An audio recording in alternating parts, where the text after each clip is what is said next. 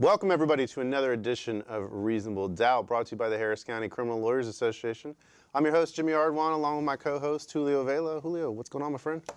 I plead the fifth. Fifth. Fifth. That's an ongoing theme, isn't it? Fifth.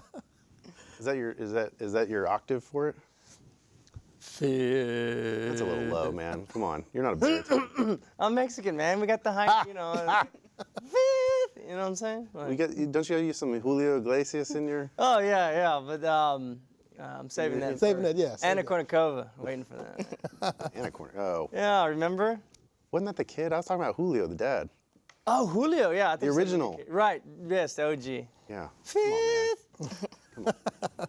We got a great show. I promise Julio will not be singing the rest of the night. We got a great show tonight, ladies and gentlemen. We'll be with you for the next hour talking about a lot of good and interesting criminal justice issues. We'll open up the phone lines about halfway through. 713-807-1794 is the number. We also have Twitter up. Y'all have been lacking on the Twitter the last few weeks. You need to hit us up at HCCLA_TV. We'll take your questions and comments right here on the air. But I want to bring in our panel for this evening. We got two great guests, Tiffany Hill and Chris Ogra. Thanks for joining the program, guys. Thanks for having us. Appreciate you guys coming on. I know it's your TV debut. Nervous. Don't be. Our callers will be nice. Okay. They will be nice. I promise you that. But no, we're here to have a great time, and we really thank you all for joining the program. We are coming up on the Memorial Day weekend, and I know a lot of people got some big plans, and we got some new laws that aren't quite in effect that we're going to talk about tonight. They're not quite in effect for Memorial Day, but probably they'll be in effect pretty soon. But we're going to outline all that for you. But I want to start, guys, with our recurring theme on this program, and that is the ongoing bail lawsuit in Harris County. In another interesting move this week, the county has denied an individual lawyer for Judge Daryl Jordan. Now, Judge Jordan, as we know, is the only one of the 16 county criminal court at law judges who is supporting the plaintiffs in this case. Very outspoken. He's come out and said, I want to settle this case. And essentially the county's not letting him. They are providing the attorneys for all the judges, and they essentially said, well, look, you get whoever we decide. I guess he made a request to Commissioner's Court and was told not no, but hell no. I mean, it's getting ugly, guys. Yeah. It's really getting ugly now. Do y'all think that a judge, one of 16, should be able to settle the case on his own? What says you? I definitely think so.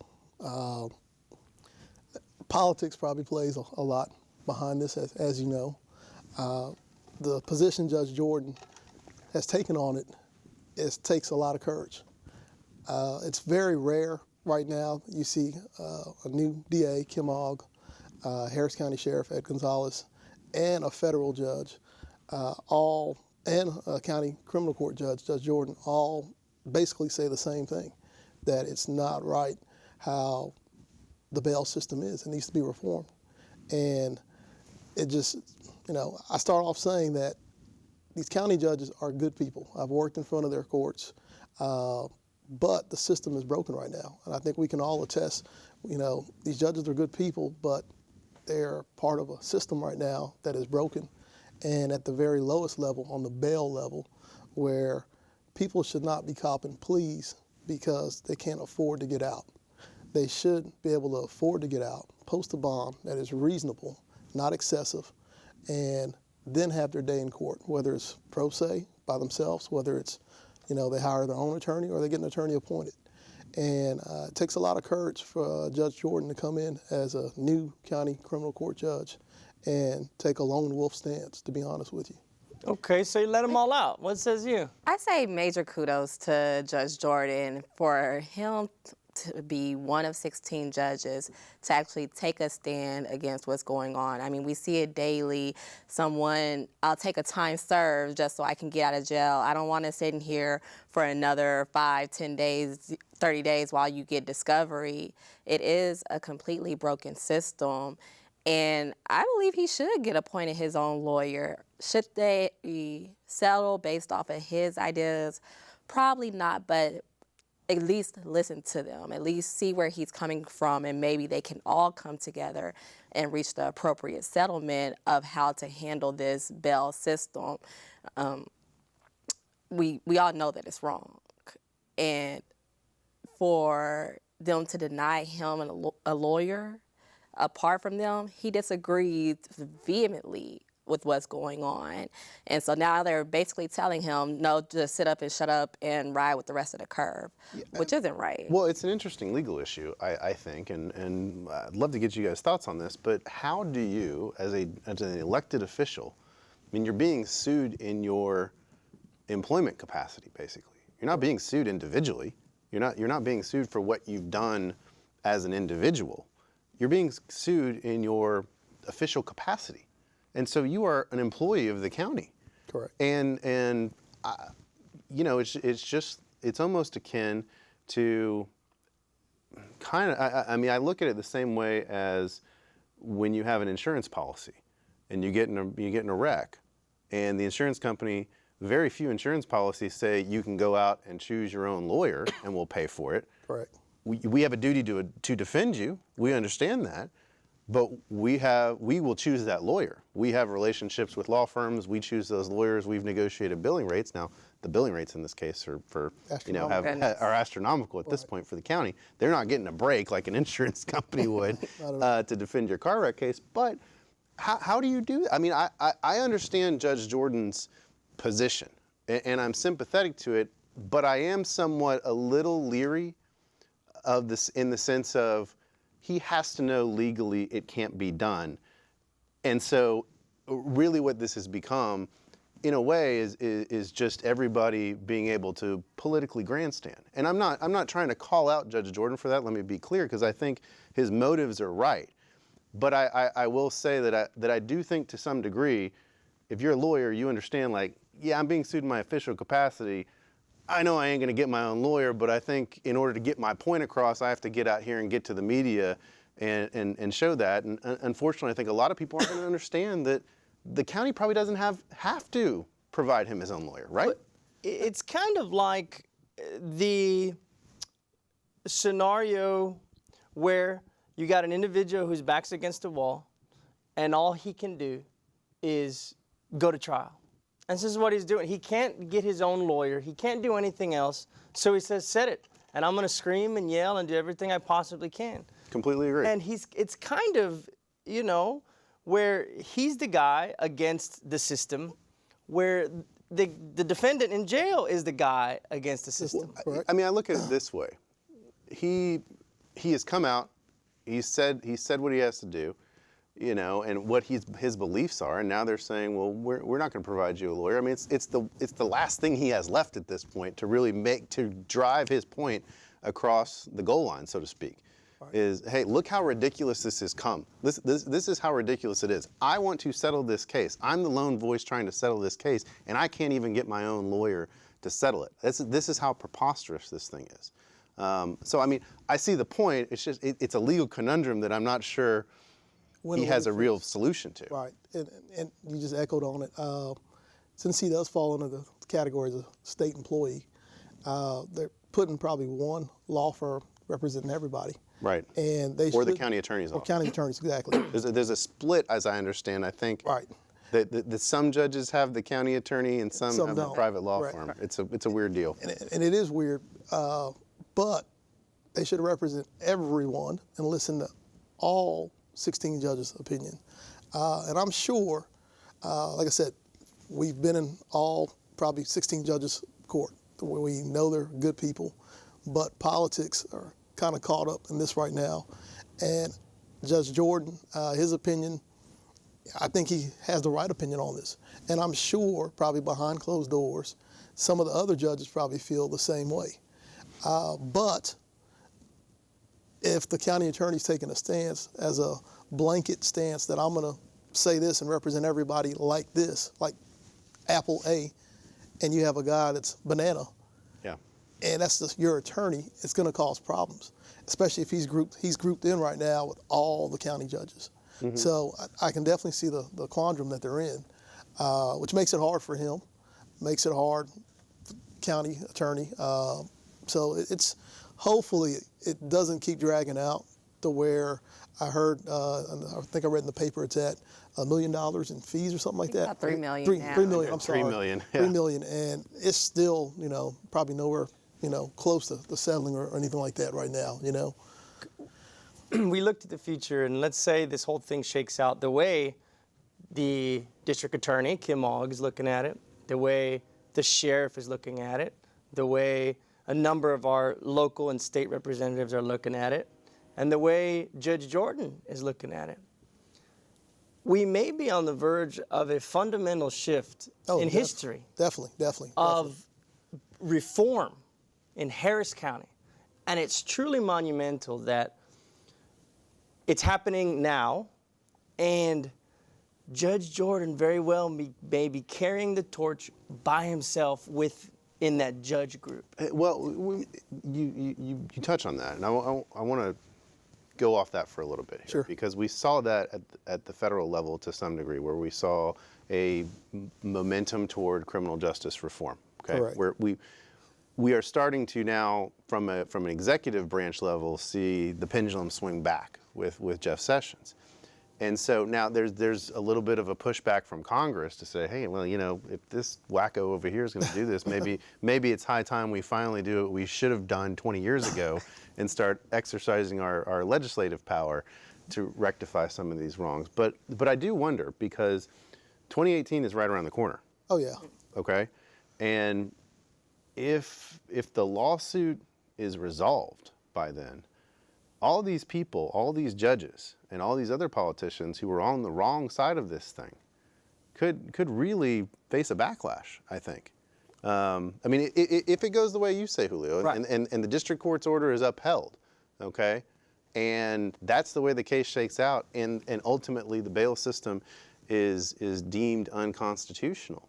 I don't know how the other 15 judges, how that's not going to be used against them in some way, shape, or form, not just by the Democrats, Oh, definitely. but by Republican primary challengers too. Definitely. Because I mean, I don't presume to know anybody's political affiliations. Don't really care. It's not a knock on y'all, but I mean, there does seem to be a movement within the Republican Party as well for criminal justice reform. Have you guys seen that? That's going to be one of the first debate topics. I think so. Why didn't you take a stand for the bail reform? Right. Why did you not stand with Judge Jordan when he wanted to settle this, and you drew it out to however long it spent X amount of money when this could have been resolved so easily and cost effectively?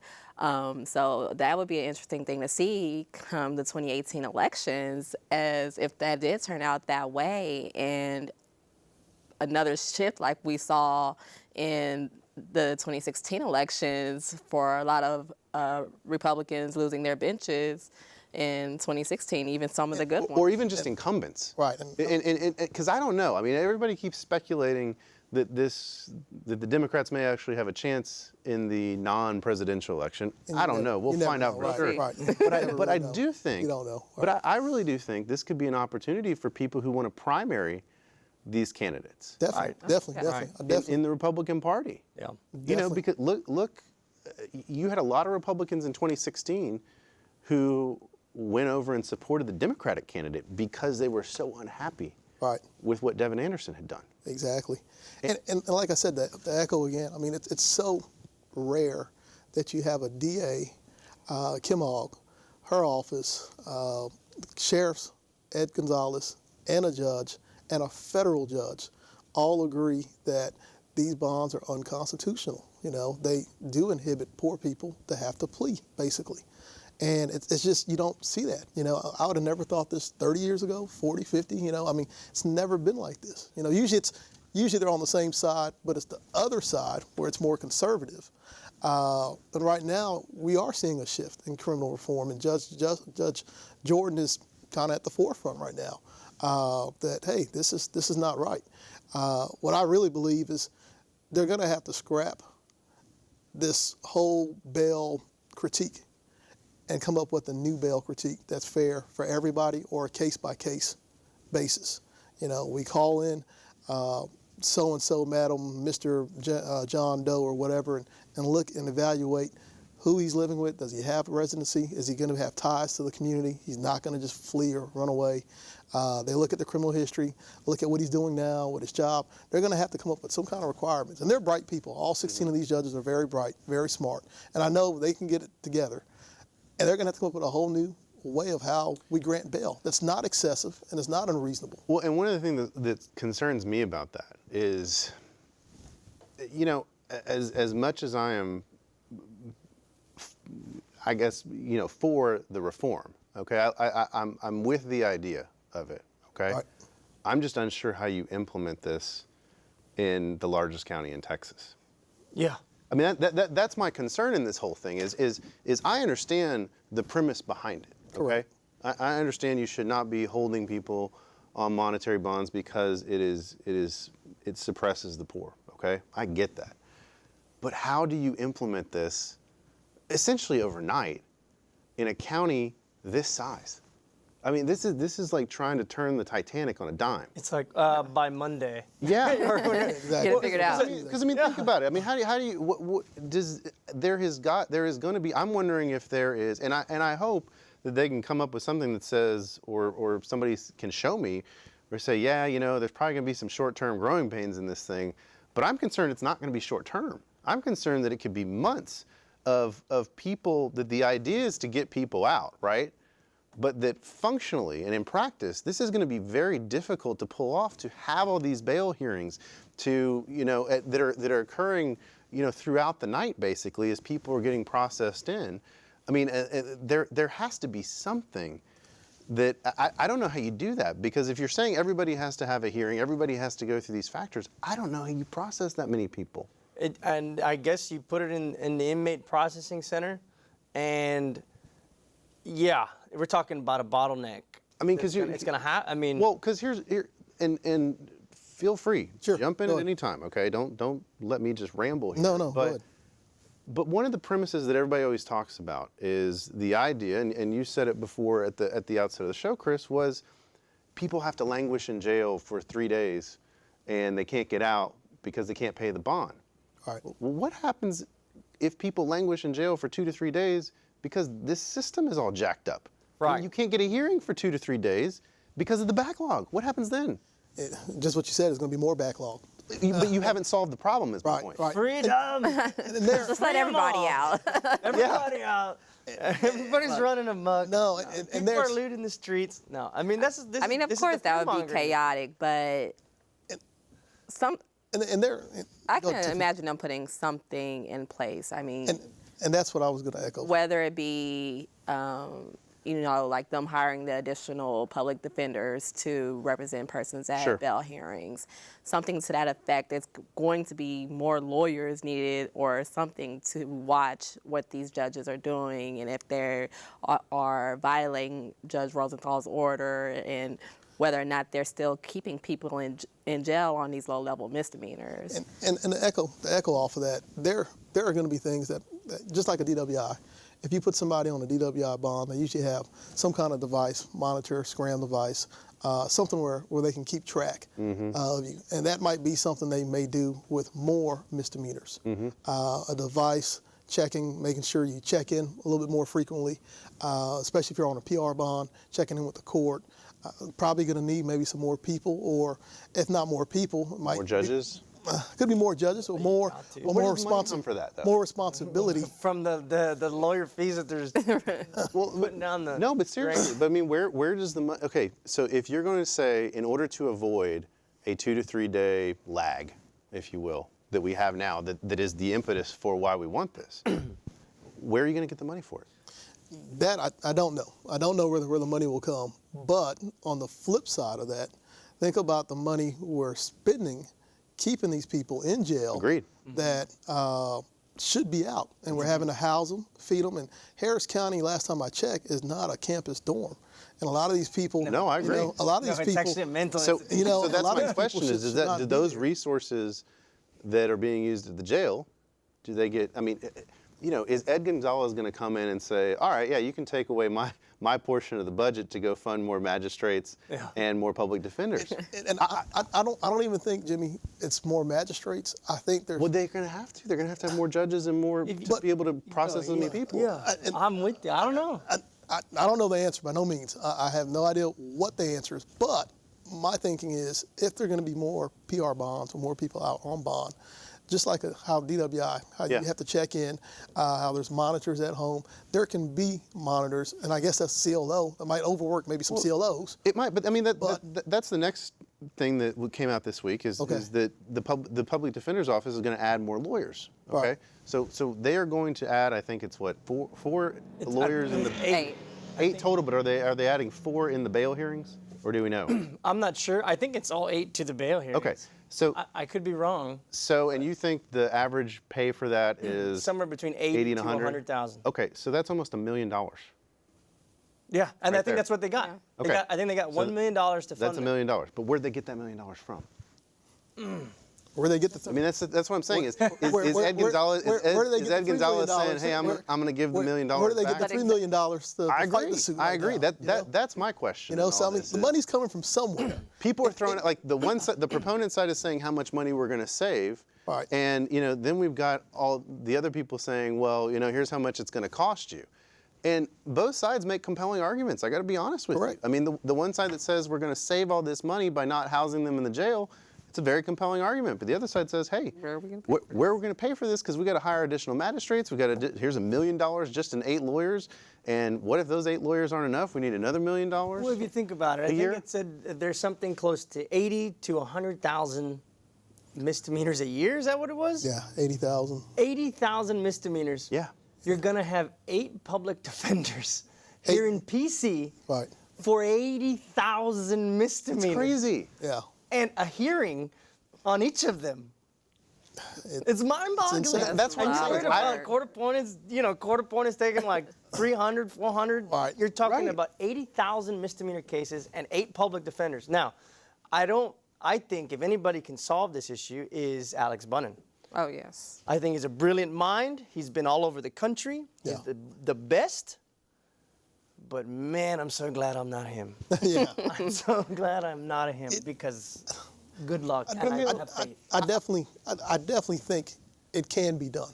And not only can it be done, it will be done. Change is coming.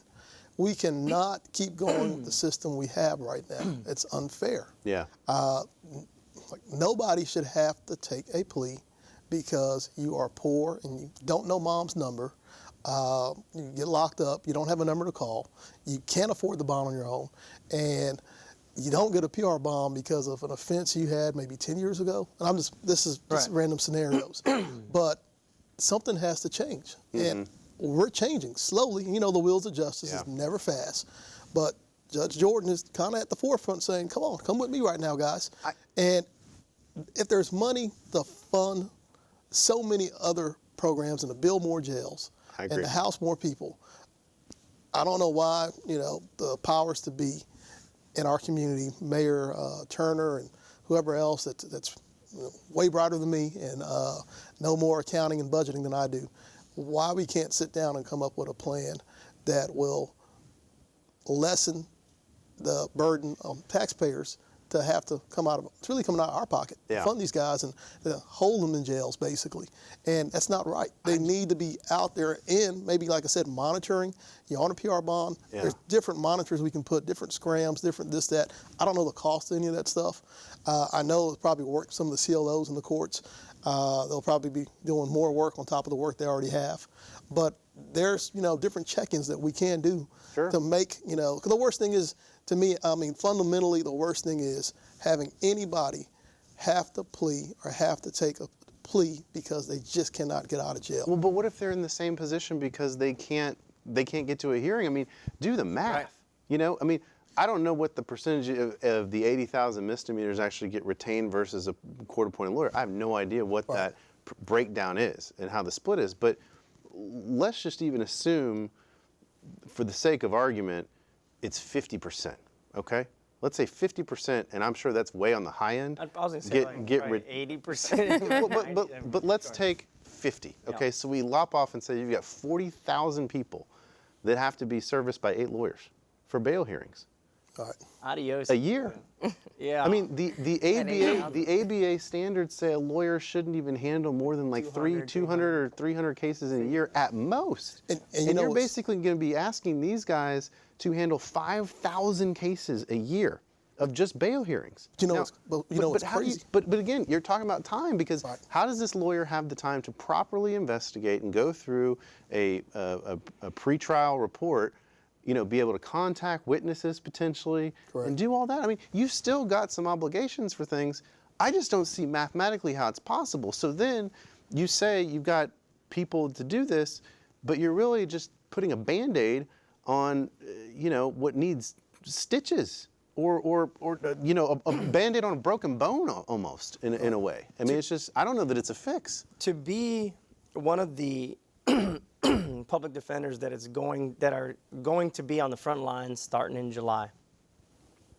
They are going to carry a monumental task, and quite frankly, it's one of those where you'd almost feel like you're really going into the lion's den at the heart of what the issue is, and you've got to have a lot of pride in doing that. I would. I'd feel like I'm suiting up for battle, for justice every morning, or at 4 in the morning, or at 5 in the morning, or 2 in the morning, right? Whatever morning hour I'm going in to handle that caseload. Right. And although I can't see the end, there's brighter minds than us that will. Definitely, and definitely. having them on the ground level, I think is Think about it. Think about it now. They've never had this before. right. And think about how many years you've been practicing, how many years I've been practicing, 13 years. You're what, 13, 14 years, 14. Jimmy? We're all probably on this panel have over 30 years experience, and they've never had nobody in PC as a public defender or nothing. So it's great that it's starting. Yes, in the beginning, money-wise, we still have to figure that out. But I think the thinking right now, it's getting there. We're starting to move to where, you know, fairness should be for everybody. I just wonder Criminal who has justice the system. plan. I mean, I think that's one of those things we're going to eventually get there. We But will. you have to start somewhere. You Yeah. can't say, keep putting it off. Yeah. We don't have the money, or we don't know where the money's coming from, so we're going to keep pushing this off until we figure this out. I think you just still have to start somewhere and kind of just figure it out along the way. You know, a lot of this stuff, it just starts and it gets implemented along the way. And until then, you know, work through the growing pains, work through where we're getting all this money from, those greater minds, let them figure that out. And then as we progress, it gets better. But yeah, these first couple of months, years are going to be awkward and hard, but at least it's a start. It's a push towards the right way. And totally agree. I mean, with the programs they got now, PTIs, the first chance theft program, if, you know, pick up a theft, you take a class, anti-theft class. They're trying. Marijuana. Right, marijuana. I mean, they're trying to start it in the right place. They're trying to go in a direction of where we can rehabilitate someone and give them that second chance. Now, don't get me wrong. The second chance, you have to want the second chance yourself. Attorneys, you know, judges, we can all be proponents for a second chance, but the individual has to want that second chance. Yeah. And I think once we get there, it's going to facilitate. There's going to be some money, and there's going to be something's going to come about where we can fund all kind of other stuff. We're definitely going to want to fund this because it's going in the right direction. I think we've reached about the halfway point of the program. I think Oh, we wow. may have a phone call. We're going to open up the phone lines. Anyway, we reached about halfway. 713-807-1794 is the number. We still have Twitter up, and guess what? It is silent.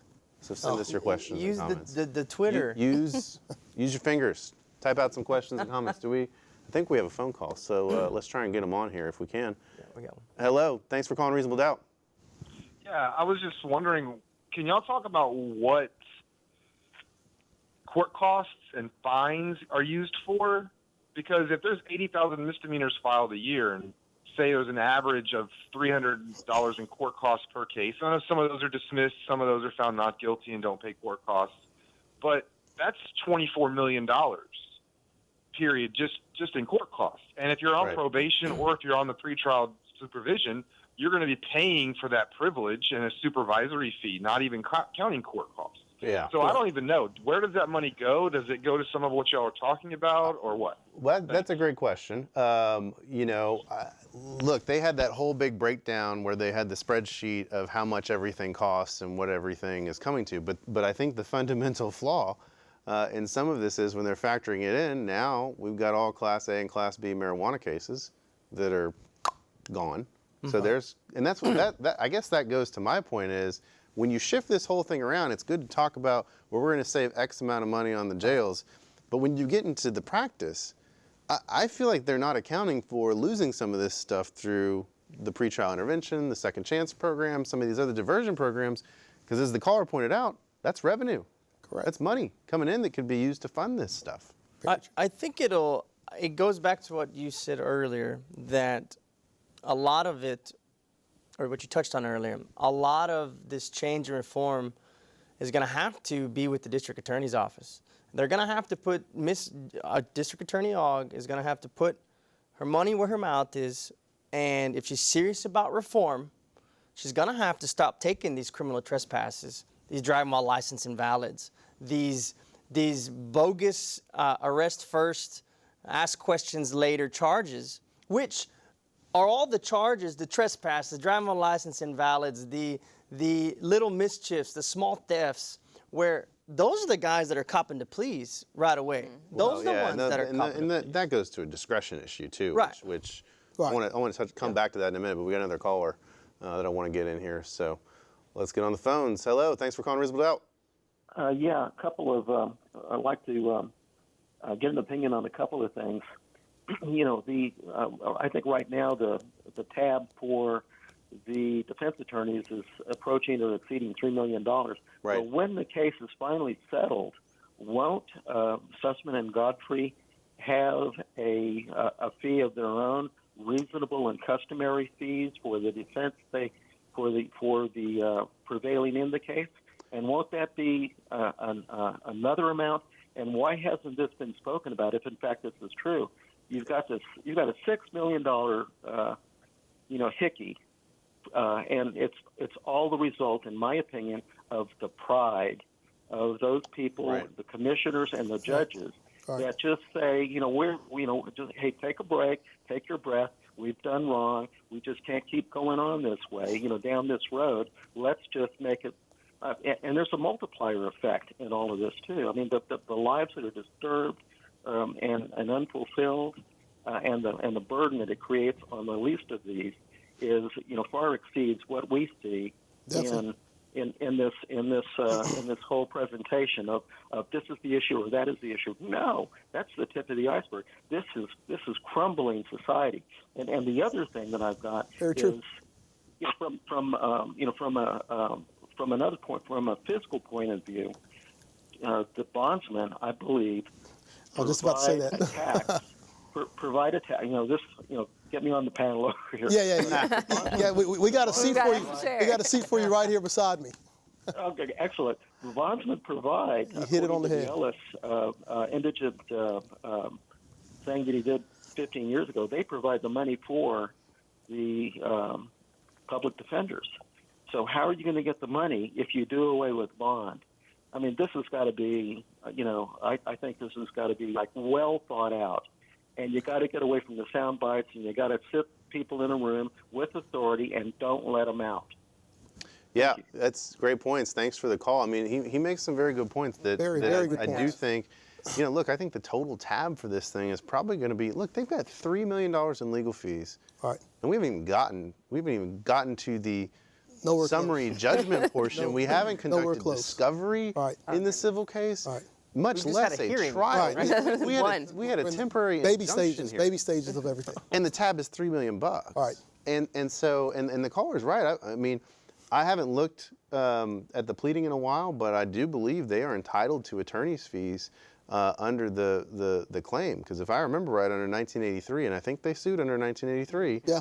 you are entitled to attorney's fees. Correct. And yeah, Sussman and Godfrey is not exactly a cheap law firm. No. I mean, Mr. Sussman has been in the news for billing $1,000 an hour. I saw that. I He was read the that first already. lawyer to bill for $1,000 an hour. So they do not come cheap. They are not Geico's insurance defense lawyers on tabs. So, yeah, I think we're looking at a tab to the county of well north of $10 million by the time this thing is done. All right. And that's just in legal fees. It's just not right. Right, and so. But like that money's coming from somewhere. Like Yeah, it's Chris coming from pointed your out. property taxes. Exactly. It's So coming from your property taxes. It's coming from all the other taxes that they keep we raising could on us. in the county. reapportion that Yeah. to solve this whole bill thing. Right. We're spending the money in the wrong spot. On a brighter note, I was reading an article that there are other big cities that have done away with these smaller misdemeanors bonds on, and people will still show up. People will show up to their court date. I think there is some kind of theory that, hey, if you give everybody a PR bond, they're not going to show up. Right. Yeah. They're going to commit more crime. Yeah. And that's so furthest thing from the truth, because there are people who can afford thousands of dollars bonds, probably even 200, 250,000. They can still go out and commit a crime. And they will, And they won't. and they will flee. Exactly. And they will flee the jurisdiction. And then you okay? have somebody they'll go that- hold up in a gated community Right. in Mexico And then you wait have for the somebody- authorities to come get them. Right. It doesn't change. It doesn't change, So then you have somebody with a $1,000 bond that you're worried about. Oh my God, he's going to commit, a crime. Yeah. That bond is, if somebody's going to commit a crime, they're going to commit a crime regardless. Right. And bail bonds, they have some pretty good lobbyists. That's easy, money for them, misdemeanor money. So of course they don't want to see that probably go away. I don't know who's funding because this. most of those people show up for court. Exactly. So they don't lose any money. They get that paid. They get it. collect So like clockwork, but- the caller made a really good point, and that there's so much money being spent on just these legal fees right now that, you take aside pride, politics, and just do the right thing. How would you want to be treated? If that was your son and that was your daughter and they got arrested, how would you want them to be treated? Would you want them to cop a plea out and not be able to call you because they don't have your number and they don't, write the number down by hand or memorize the number? No, you would not want that as a parent, and you wouldn't want that as yourself. So just off of that, this has to come to an end very quick, because it's going to get up. It's already at 3 million. It's going to get we're probably going to get maybe, 5 million, 10 million by December, something like that. I don't know, but we do know how civil, you do more civil, Jimmy, than I do. And like you said, summary judgment, we still haven't even got to that. No. And No. that, Discovery. that discovery, there's so much more pleadings and this and that. Think about it. They're going to want to take depositions of 16 goodness. judges. Right. They're going to want to depose the district attorney. They're going to want to depose the sheriff. You are looking at easily 30 depositions in this case. Correct. Okay? Do the math. Each deposition can last 6 hours. Yep. At $1,000 an hour? Yeah. I know. Well, but okay. Yeah, right, whatever. No, but look, I bet Guardian Wynn is going to have more than one lawyer Yep. sitting in that depot. I bet Right. Sussman and Godfrey is going to have more than one lawyer sitting in that depot. So you're looking, the county attorney's getting paid no matter what. But each depot could be a 10 or 12 grand endeavor, not counting the cost of the court reporter and the videographer and everything. And I hate to echo it, but that's my point. If you can come up with the money to fight something that is what we've already said is wrong, a federal judge, Judge Rosenthal, already basically said it's wrong. Yeah. And you're still going to fight it and fight it and fight it. Why can't we come up with the money to do the right thing and provide sources there for indigent people? We're not saying, all we're saying is they should get a fair and reasonable bond and have their day in court. That's it. Yeah. That's it. That's it. I think the problem is it's just such staggering numbers that you have 80,000 misdemeanors that are coming through the court. It's just, how do you process that? And can you imagine if everyone was actually presumed innocent? 80,000 presumptions of innocence. Wow. Imagine if they were actually treated that way. But it goes back to what you had before the last call, discretion. Yes. In some of these cases, some of the people who get arrested for stuff 30 years ago, 40 years ago, they wouldn't have gotten arrested for it. Now they're arresting everybody for every little thing possible. And what kills me, I see it. I see, and JV will talk about it too. I see a homeless man get arrested for trespass. He's homeless. You know, he's gonna look for somewhere to sleep. You know, he's not really hurting nobody. He just doesn't want to move around because it's either hot or it's cold, and he gets arrested for a trespass. It's illegal to be homeless in Houston. right, You you know, can't and go that- tent No, either. definitely Right. no tent Can't even anymore. tent. And God forbid somebody feeds you. You know, Oh, so you arrest this poor homeless guy, you know, and he's panhandling or he doesn't leave a store or something like that. You arrest him, and you got to house him. You got to feed him for those few days, and then finally, you know, he decides that, well, if it's cold, he's going to want to stay there a little longer. He's going to want to maybe reset it because he doesn't want to get back out there in the cold on the streets. So, you know, you go back to the root of the problem, you know, and right now we have that. That's a hot topic right now with Mayor Turner and the whole ACLU with the homeless case right now.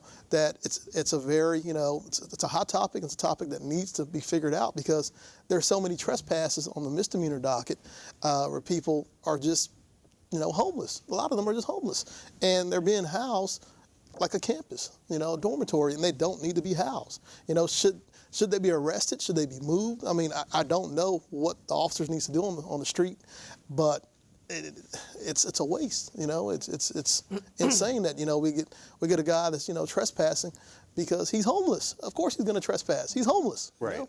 So a lot of the things that we're seeing down in the misdemeanor courts are, and this is something taken from, I forget which judge it was from the bench, but it was, it's like catch and release now. Like there's no point in arresting like the homeless guy or this particular, the trespasses, the driving while license invalid. It's literally catch and release. Caught, in, Out. out. Exactly. Caught, in, out. Very And true. it makes no No, it's crazy. 5,000 out, 2,000 out, 3, and we're just wasting money. I mean, Right. we could go on for We hours. could. On We this, definitely could. but there's a couple other things I want to talk about. oh, okay, we got other topics. I do have a Okay, thing all to right. talk about. So, All right.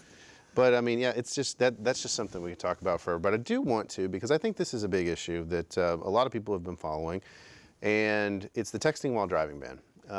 It just passed the Senate this week, and there's been a lot of debate about this. I think we talked about it when it first passed the House. Right. And you know, the law, it went through the House. Now it's passed the Senate. It's going to the governor's desk, and barring a veto, which I don't think is going to happen, this thing is going to become law pretty soon. Is it even necessary, guys? I'm split.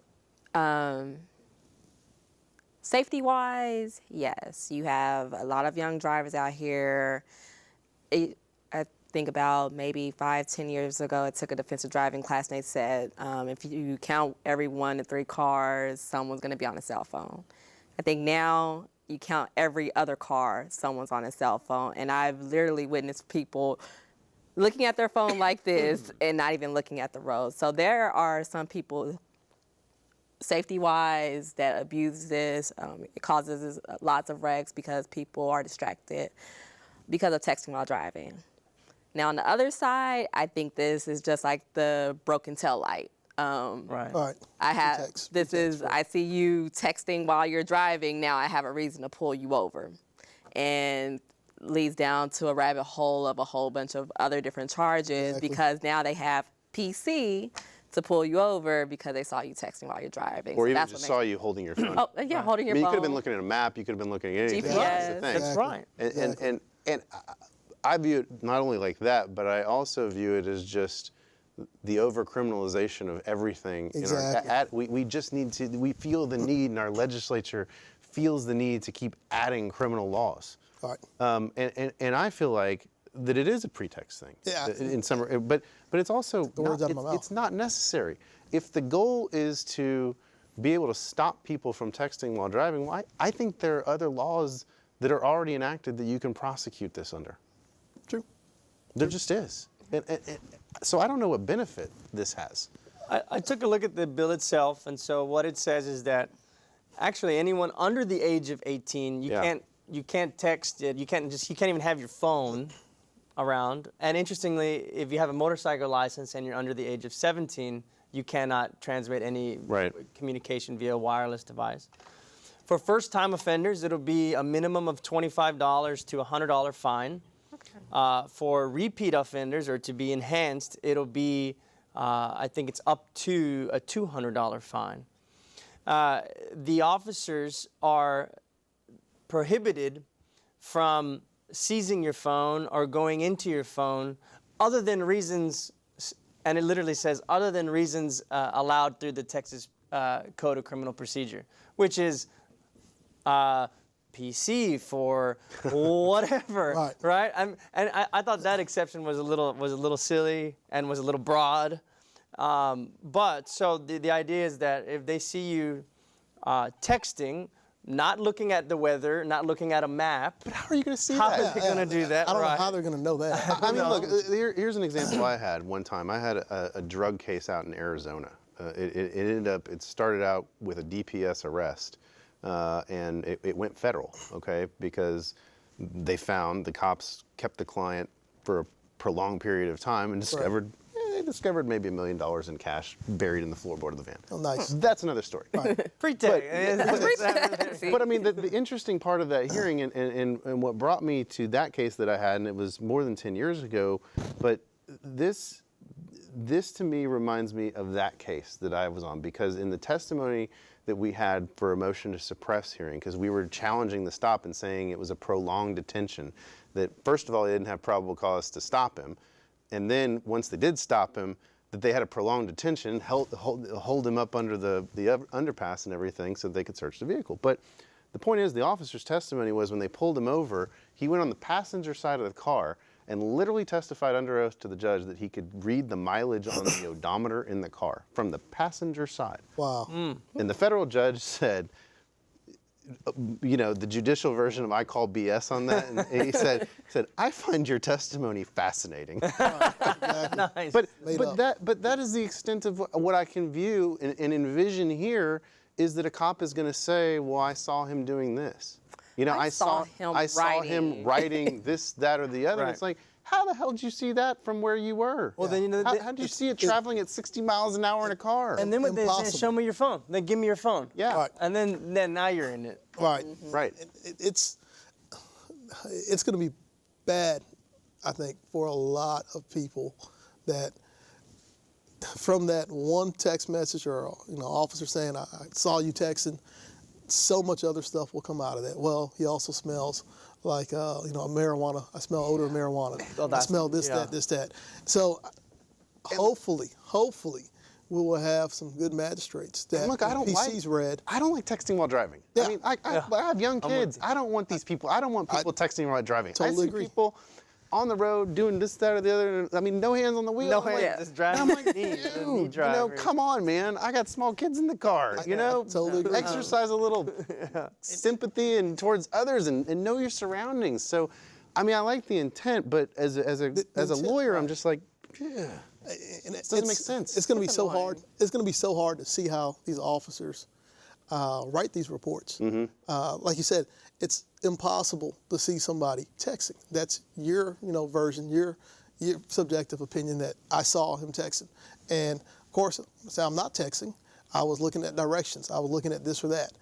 And if you happen to end up smelling that my car is, full of smell like marijuana, and you hit me on a marijuana charge on top of that, it's going to be interesting to see what these magistrates, what that they you do. wouldn't have gotten anyway. Right, what these magistrates will do when they throw the PC out, because it is impossible. I mean, how do you see somebody texting 60, 65, 35 miles? I don't care if it's 5 miles per hour. How do you see people have tint windows? I mean, it's almost setting it up for this is BS, to be honest with you. Yeah. This is Seatbelts BS. out. Seatbelts out. Exactly. What are you talking about? and then there's a story which we won't have time to get to today, but HPD is not even following their own body camera cam, yeah, policies. yeah. Oh, So they're not even turning it on. And you and brought a spend good all point. that money Yeah. for the brought- body cameras and not even using them. I would hope that the body cameras would be on when they see somebody texting. I would hope. except I when would they hope lie. they would be. Exactly. Right, So that's- As people always told me, you can hope in one hand. right, exactly.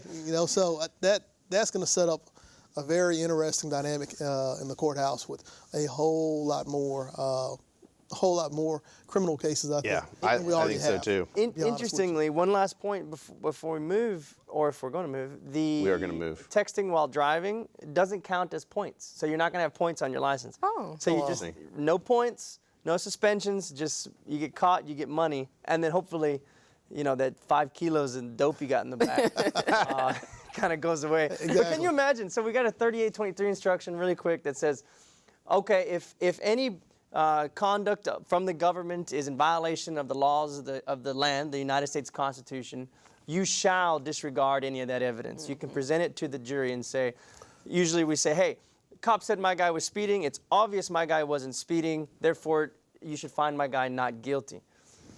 I can only imagine now it's going to be, there's a dead body in the trunk.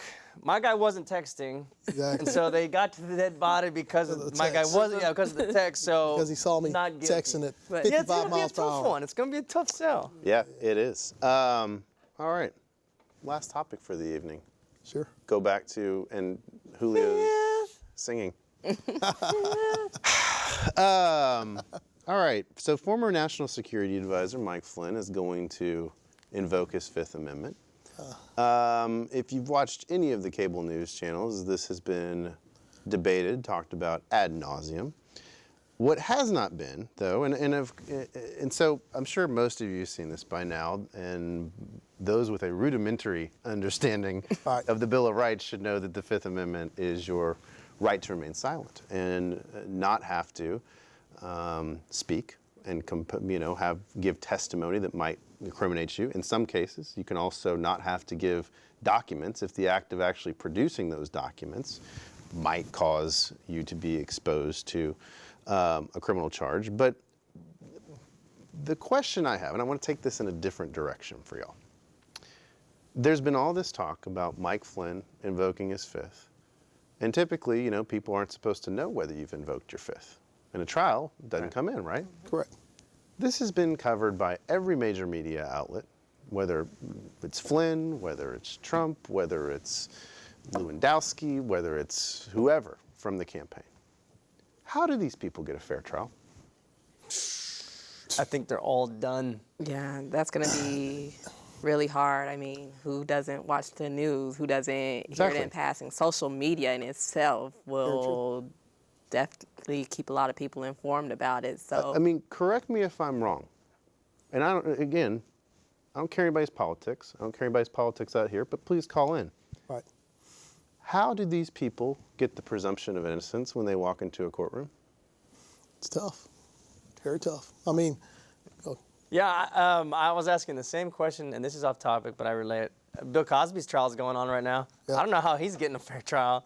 Yeah. I mean, how does one wash that mean, here- away? can't unring the bell. You can't unring Well, that here's bell. here's the rub, and I understand the media's role. We have a right to know the news. We have a right Sure. to actually have facts reported. But what I fear is that the way the major criminal topics are being covered by our media is having a trickle-down effect on our cases in the state courthouses, the cases that people don't hear about every day. Because my concern is that when you put all this out here, let's, because I don't think these people can get a fair trial whatsoever. I think the presumption of innocence is gone with them. I think they're not going to get a fair trial. Maybe I'm wrong, but that's what I think, because everybody has convicted them in the court of public opinion already. But I think that it has a trickle-down effect. And I think that's because when people hear all this, when people go down for jury duty, people think, well, look at what happened with Mike Flynn. Look at what happened with so-and-so. He pled his Fifth. There was all this evidence. I mean, prosecutors don't bring cases they don't have evidence for. true. And people only plead the Fifth when they're guilty. And I'm concerned that our president said that. Didn't he say that? yeah, exactly. And so Didn't President Trump say something along those lines? I'm concerned that the way the media is covering things, and I understand they have an absolute First Amendment right and to do this stuff, but I'm concerned that the way they're covering this is and most trials now, most highly publicized trials, I'm concerned that the way they're covering these things is really damaging our criminal justice system. I'd probably keep my mouth shut too if I was any of them. I mean, Absolutely. I'm not No doubt. But you know what? It's been like that. Yeah. To be honest with you, it's been like that for years. It has. And it's I don't know now. But I think maybe it's the really social, reaching a crescendo Well, now with social media You and took the words out of my mouth. Twitter Now- and Facebook. Now, and- when you have a president that is up, at night tweeting, Right. and you have many, millennials that tweet, and most people are getting their news from social media and not the, sources of newspapers. That's like taboo. That's outdated now. Newspapers, and, Newspapers? computers. Like what's that? So it's always been that most public people, celebrities, officials, whatever, have a hard time getting a fair trial. And it's still happening today, and it's happening at a faster pace because of social media. Everybody is I want to in go the back to know what now. you said. I want to go back to what you said, what Trump said, that people plead the fifth when they're guilty. Yeah, Trump Right? said it. And so, I see this more often now, I feel like, than I ever did, where setting aside the DWI cases, because those are a whole nother animal. But I see in a lot of cases where people who are stone cold sober on certain cases try to literally talk their way out of things with agents and cops more often than they ever did before. Okay? I really do. And I don't know if it's this culture. I don't know if it has something to do with this, but I feel like there is more and more people who are not exercising their Fifth Amendment right to shut the hell up. I really wish all of my clients would shut up. Like, if you just wouldn't have said X, we wouldn't even be here today. If you would Right. have just shut the hell up, we wouldn't even be here right now. You wouldn't have to hire a lawyer. So, I mean, if people really did listen to those Miranda warnings, I mean, they can quote it themselves in their sleep, but still think that they can talk themselves out of the scenario. I'm like, they're only asking you for the nail in the coffin. Yeah. You're already there. You're going to jail. You're not You're going to just get out of handing them going the to hammer. jail. And Exactly. And to be honest, you think about it, we're all attorneys on this panel. Most people are not attorneys. Right. So they are very scared when they are arrested by an officer. And they're thinking, well, if I just tell them what happened and, give them my version, I'm not going to, go to jail. And we know that's almost furthest from the truth. Officers make arrests. They gather evidence, but 90% of the time they make arrests. So no matter what you're going to say, you're probably going to go be sitting that DWI out, But when you're scared and you don't know any better and you've never been arrested before and it's your first, what's this walk and turn I'm about to do? What's this? Why is he putting, a pin? Why is he shining, this? Why is he asking me to turn around? Why is he doing all that? Well, I did everything. Now I should be able to go home. It's furthest from the truth sometimes. Yeah. So I think it's, people are scared and they just want to comply with the officer. Right. We're seeing that all around the country. People are getting shot nowadays Right. Yeah. for complying, and it's senseless. It's sad. They're complying, their hands are up, and don't shoot me. Whatever you do, don't shoot me. And because you might move your hand too sudden, all of a sudden you're shot, and that's it. And I always put it, it's kind of like going into a doctor. If I go to a doctor and I have a problem with my throat and I have a sore throat, the first option for that doctor should not be, let me, perform a surgery on your throat and take out your tonsils right away. Let me see if we get you some cough syrup. Let me see if we can, check maybe your sinuses. Let me see this. And that's not happening Maybe right send now. you home with some cough Right. drops. Let me send you home with some cough drops. And that's not happening right now Yeah. at all. Put you in surgery, and then look at the and- results later. And when you shoot someone, I mean, I know this is off topic, but, officer shoots someone, there's no coming back from that. No, there's not. And We are so, at the end. well, I enjoyed it. No, I'll stop. Been a I'll stop. blast. This has been good. Thanks for having me. I mean, you guys have had a very solid debut. Thanks for having Did me. you I really guess? enjoyed Yeah, it. again? Yeah. Exactly. Would love to So- come back. Oh, Would all love to come right, back. all right. Yeah. So, Chris, Tiffany, appreciate you guys coming Thank you. on. Thank you for and having another great episode of Reasonable Doubt coming up next week, ladies and gentlemen. So tune in. Go. Come on, check in on Twitter. Follow us on Twitter. Hit us up. Go follow us on Facebook as well. Get all the information every week, ladies and gentlemen. For Julio Vela, I'm Jimmy Ardwan. Good night. Good night. Good night.